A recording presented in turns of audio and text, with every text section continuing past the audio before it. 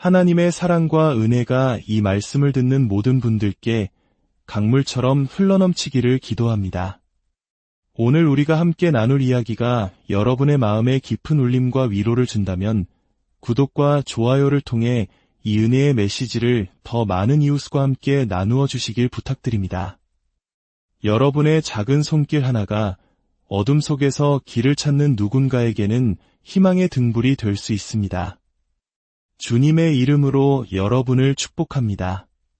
사랑하는 여러분, 하나님의 은혜가 바로 당신 위에 머물러 있습니다. 지금 이 순간에도 그분의 선하신 손길이 당신의 삶을 어루만지고 계십니다. 그리고 당신은 하나님께서 오래전부터 약속하신 바로 그 생명을 잉태하게 될 것입니다. 하나님께서는 당신의 나라와 도시, 그리고 당신의 삶의 터전 위에 그분의 왕국이 굳건히 세워지기를 원하십니다. 단순히 전도 집회에서 한두 영혼이 구원받는 것을 넘어 이 땅 위에 하나님의 나라가 임하여 온 세상을 뒤흔드는 거룩한 역사가 일어나기를 바라십니다. 갓 태어난 아기를 떠올려 보십시오. 아기들은 연약하고 무력한 상태로 세상에 나옵니다. 스스로를 지킬 힘이 전혀 없습니다.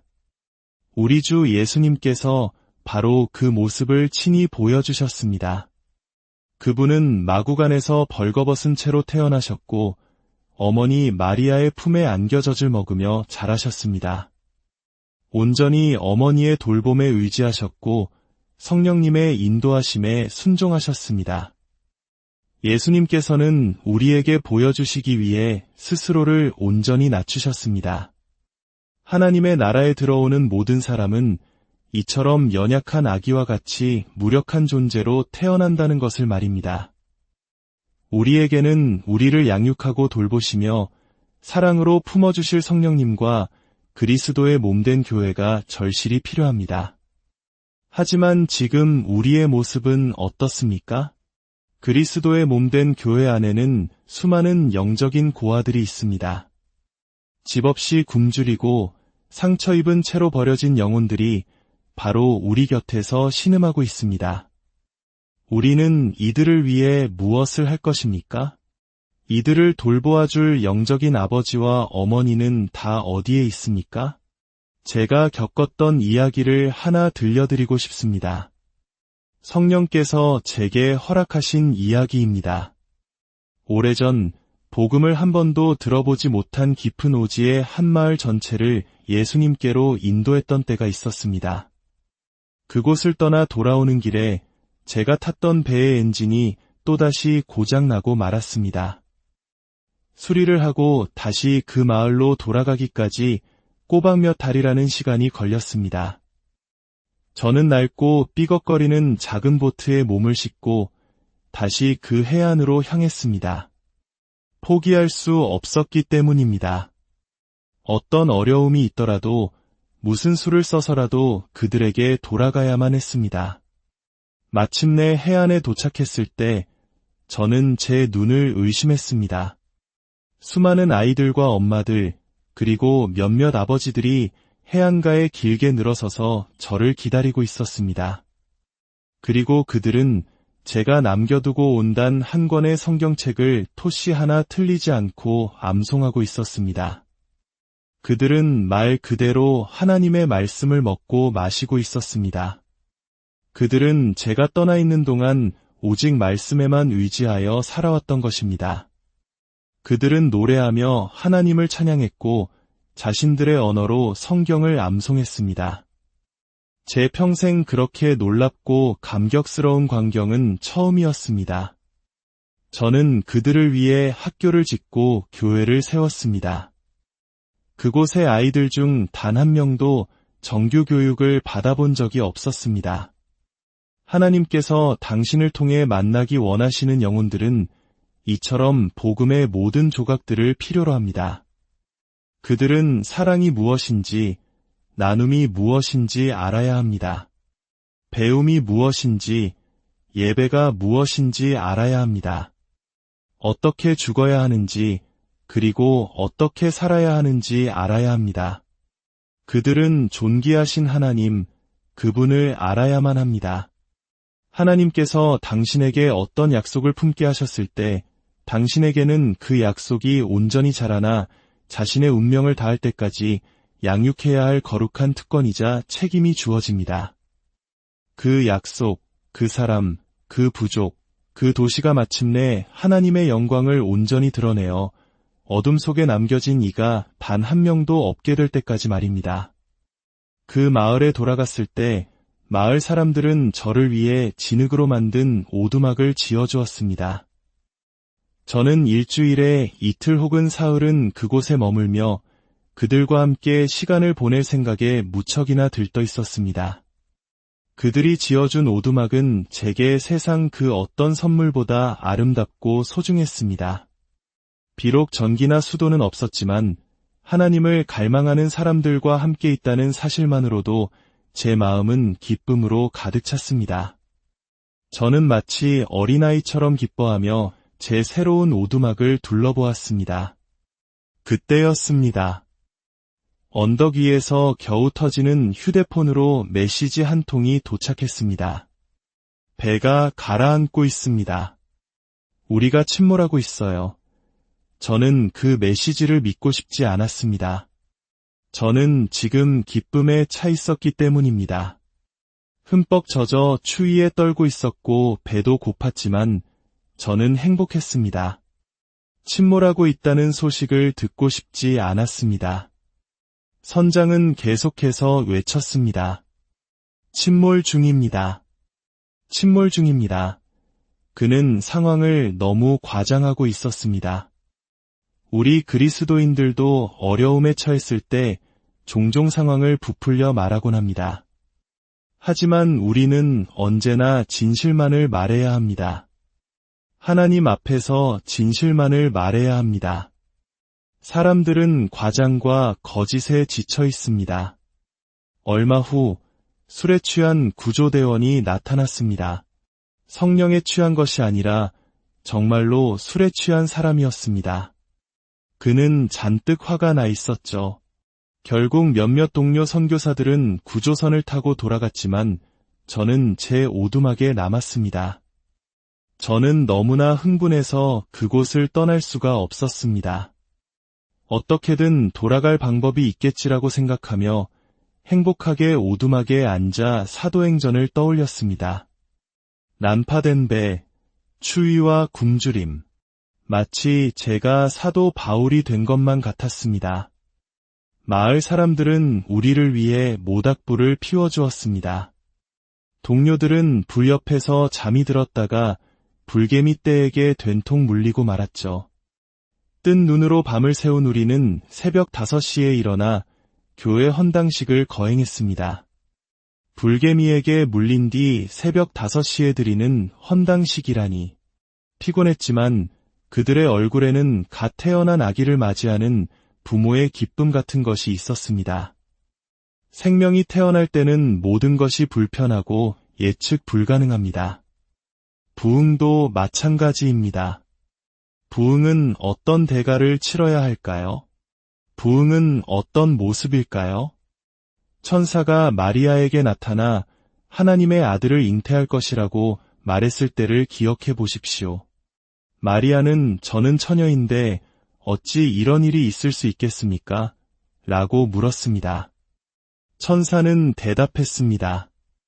성령이 내게 임하시고 지극히 높으신 이의 능력이 너를 덮으시리니 이러므로 나실 바 거룩한 이는 하나님의 아들이라 일컬어지리라. 보라, 내 친족 엘리사벳도 늙어서 아들을 배었느니라. 대저 하나님의 모든 말씀은 능하지 못하심이 없느니라. 할렐루야. 하나님께는 불가능한 일이 없습니다.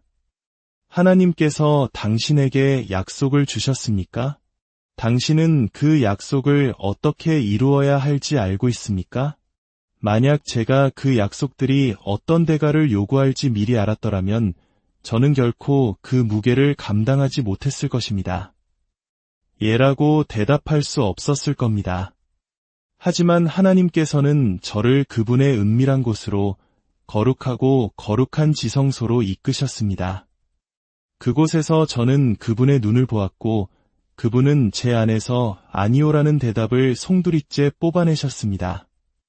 여러분, 오늘 밤 당신의 눈을 목표에 고정하십시오. 우리를 위해 예비된 기쁨을 바라보십시오. 히브리서 기자는 말합니다. 그는 그 앞에 있는 기쁨을 위하여 십자가를 참으사 부끄러움을 개의치 아니하시더니 예수님께서 바라보신 그 기쁨은 무엇이었을까요? 바로 우리 잃어버린 영혼들이 아버지의 품으로 돌아오는 것이었습니다. 혹시 여러분은 부흥을 기다리며 모든 것에 불평하고 있지는 않습니까? 그 오두막을 미워하고 그 언어를 미워하고 그 문화를 미워하고 있지는 않습니까? 주님은 말씀하십니다. 나를 따르라. 그리고 잠잠하라. 부흥은 당신이 거룩한 신랑 되신 예수님과 깊고 친밀한 관계를 맺지 않고는 일어날 수 없습니다. 친밀함이 열매를 낳습니다. 결코 그 약속을 포기하지 마십시오. 하나님의 사랑이 당신을 강권하여 그 약속을 만삭이 될 때까지 품게 하십시오. 성령께서 당신 위에 임하시고 당신 안에 거하시며 당신을 통해 숨쉬게 하십시오. 사랑하는 하나님의 자녀여, 당신은 신랑 되신 왕과의 깊은 사랑의 자리로 부름받았습니다. 그 사랑과 기쁨이 당신 안에 가득 차서 그 누구도 당신이 품은 사랑을 거부할 수 없을 때까지 말입니다. 그때가 되면 그 어떤 대가도 당신에게 너무 크지 않을 것입니다. 어떤 불편함도, 어떤 뜨거움도, 어떤 난파선도, 그 무엇도 당신이 잃어버린 영혼에게 그리스도의 사랑을 전하는 것을 막지 못할 것입니다. 그분은 합당하십니다.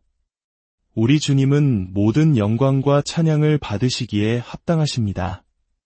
이야기는 아직 끝나지 않았습니다.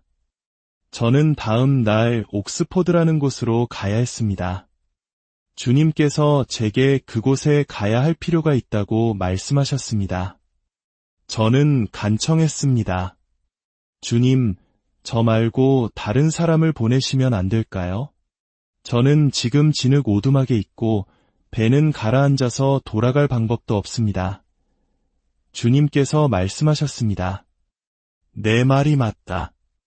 하지만 나는 내가 필요하다. 우리가 누구이기에 감히 하나님의 부르심에 토를 달 수 있겠습니까? 우리는 그저 진흙 속의 작은 사람들일 뿐입니다. 하지만 위대하신 하나님께서 당신을 필요로 하신다면 그곳이 어디든 당신은 주님의 기쁨을 가지고 가게 될 것입니다. 성령은 바람과 같습니다. 우리는 그저 순종할 뿐입니다. 저는 해안으로 돌아왔지만 우리를 구조하기로 했던 배는 선장의 과장된 보고에 화가 나서 우리를 데리러 오지 않았습니다. 결국 우리는 작은 고무보트를 타고 망망대해로 나아갔습니다. 그 보트는 곧 물로 가득 찼습니다. 그때 엔진 하나 달린 낡은 어선 한 척이 지나갔고 저는 그 배를 세웠습니다. 어부는 터무니없는 구조 비용을 요구했고 저는 거절했습니다. 하지만 제 동료 목사님들이 저에게 지혜를 달라고 간절히 방언으로 기도했습니다. 30초 후 저는 다시 그 배를 불러 세웠습니다. 어떤 대가라도 치르겠습니다. 그렇게 끔찍하게 비싼 값을 치르고 새똥으로 뒤덮인 그 배에 올라탔을 때 갑자기 쾅 하는 소리와 함께 그 배의 엔진마저 터져버렸습니다. 저는 하나님께 외쳤습니다. 하나님, 이건 장난이시죠? 하나도 재미없습니다. 이제 4번째 배였습니다. 주님께서 말씀하셨습니다. 때로는 많은 배가 필요하단다. 엔진이 꺼진 배는 속수무책으로 바위에 부딪히기 직전이었습니다. 노도 없었고 수영을 못하는 제 친구는 겁에 질려 있었습니다. 우리는 절망 속에서 히스테리처럼 웃고 울며 방언으로 기도했습니다. 그때 구명조끼에 달린 호루라기를 불기 시작했습니다. 우리가 할 수 있는 한 가장 크게 불었습니다. 그러자 멀리서 통나무배 한 척이 다가왔습니다. 그 배에는 옷을 입지 않은 6명의 남자들이 타고 있었습니다. 절망적인 상황 속에서 저는 다른 선택의 여지가 없었습니다. 그들은 자비롭게도 멈춰서서 우리를 위해 옷을 가져다 주었고 목숨을 걸고 비좁은 배에 우리를 태워주었습니다. 제가 배 안을 내려다보았을 때 그곳은 물고기로 가득 차 있었습니다. 에스겔 47장의 환상이 떠올랐습니다. 주님, 이 영혼들을 추수하기 위해 어떤 대가를 치러야 합니까? 어떤 대가라도 좋습니다.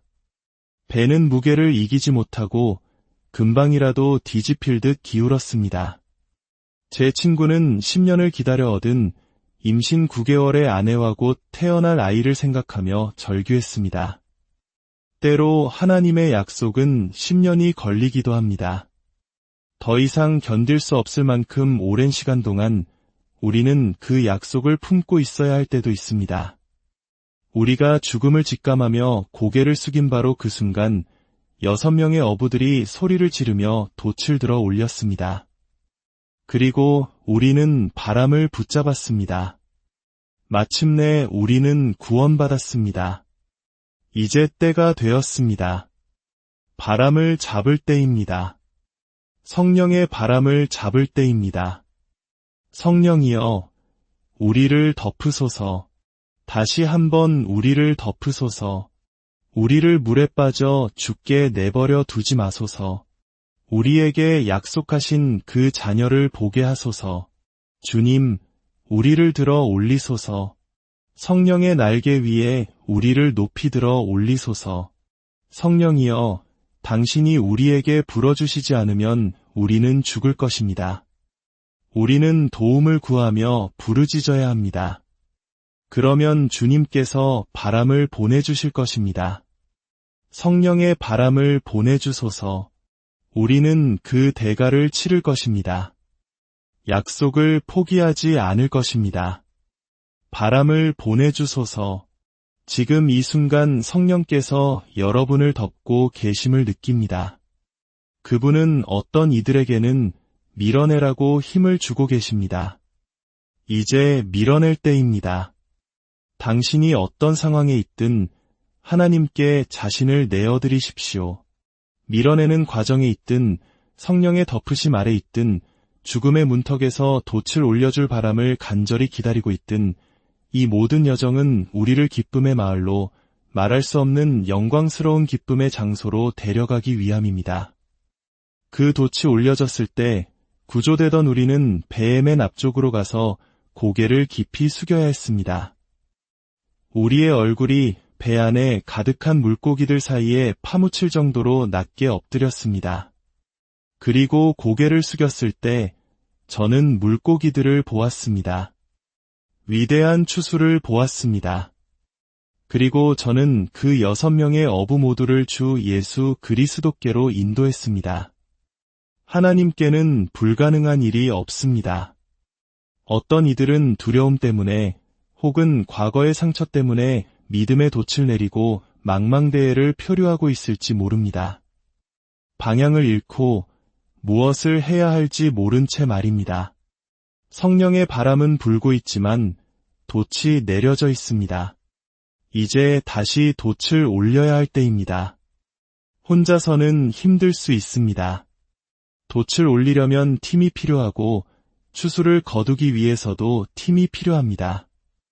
이제 주위의 서너 사람과 손을 잡고 함께 기도하기를 원합니다. 바람을 위해, 성령의 임재를 위해, 열매 맺음을 위해, 그리고 방향을 위해 기도하십시오. 서로가 굳건하게 세워지도록 열매 없는 곳에서 구출되어 풍성한 열매를 맺는 곳으로 옮겨지도록 기도하십시오.